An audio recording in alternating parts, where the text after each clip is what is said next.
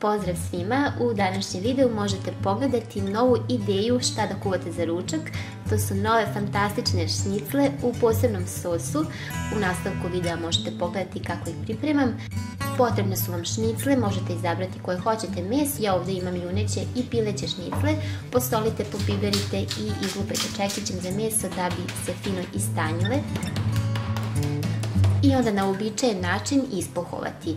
Otprilike za 800 g šnicli potrebno je 4 komada jaja, 150 g belog brašna i hlebne mrvice, to jest prezle. Redosled pohovanja je brašno, jaja, prezle.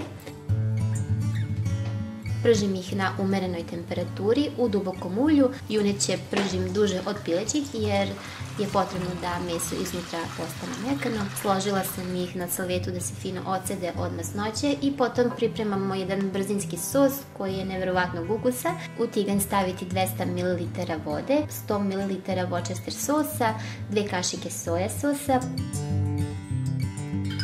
obavezno 100 g kečapa,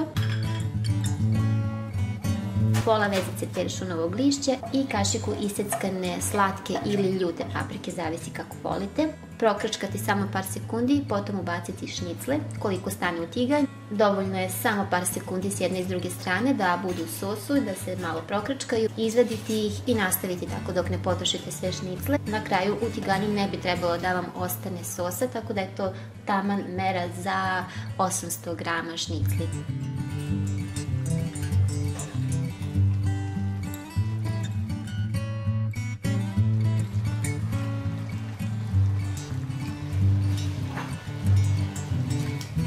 Poslužite uz neki prilog od povrća, možda vareni krompir, krompir salatu, neki rižoto ili jednostavno uz neku svežu salatu. Prijetno i uživajte!